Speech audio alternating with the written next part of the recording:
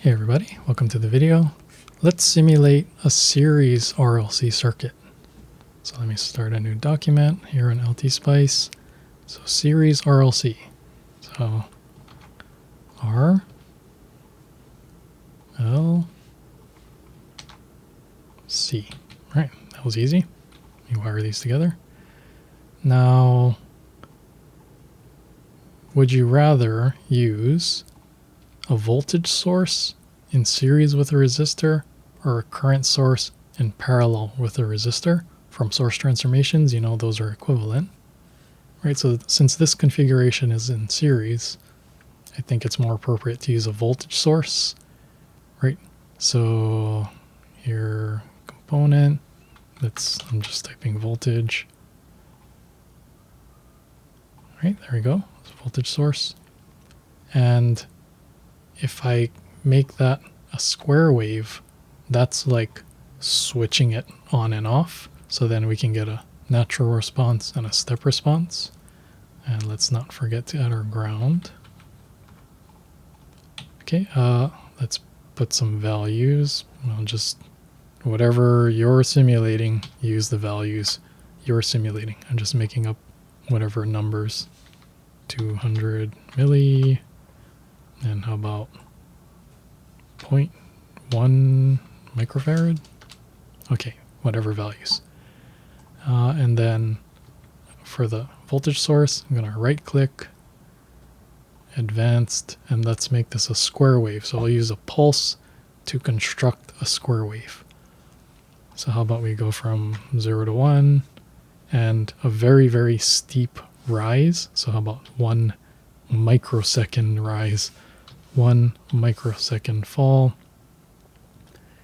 and let's say it's 5 milliseconds on for a total period of 10 milliseconds, and you use whatever you need for your simulation, whatever numbers you need.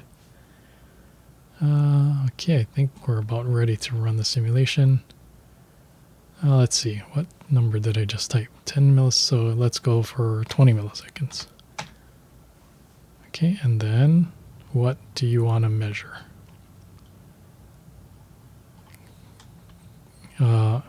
Current, right? Everybody has the same current because everything's in series. Voltage, here's the voltage of our source. Then what else do you want to measure? The voltage across the capacitor, right? So here.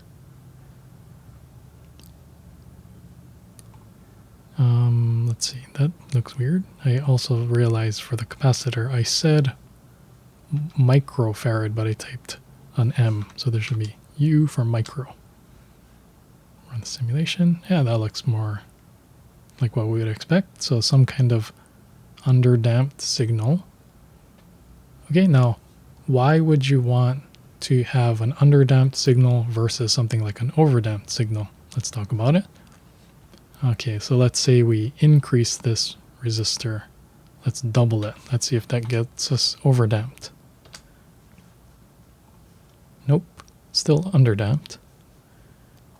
But let's take a look at the numbers. So up here, I'm going to click here.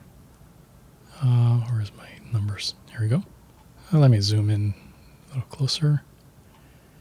Okay, so the signal is starting from 1 volt, and we're trying to get down to 0 volts. Let me click here again to open another cursor. Okay, so let's measure how long it takes to get within 1% of our target. So we're going from 1 to 0. So let's watch this number and take a look for, keep an eye out for 0.01, so 10 millivolts. Okay, watch for 10 millivolts.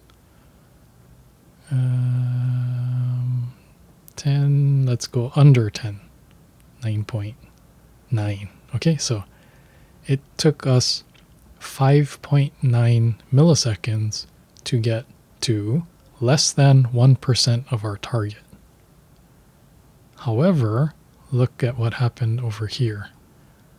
We have overshoot, right? We went past our target and then settled.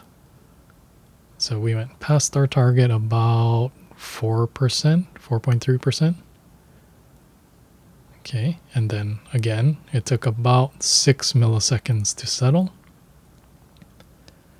Now let's see if I can get overdamped. I'm going to increase the resistance. Let's see if it's overdamped now. Yep, okay. Zoom in. So what took 6 milliseconds last time, now how long does it take to settle? Watch this number for, you want to go under 10 millivolts. There, right? So look, it took longer to settle, however, no overshoot. Right? So as an engineer, it depends on the situation. You want to settle faster, but are willing to have overshoot, or take longer to settle with no overshoot, right? So that's underdamped, overdamped. Just depends on the situation. Okay, so give this a try for yourself. Just mess with the numbers a little bit, and I'll see you in the next video.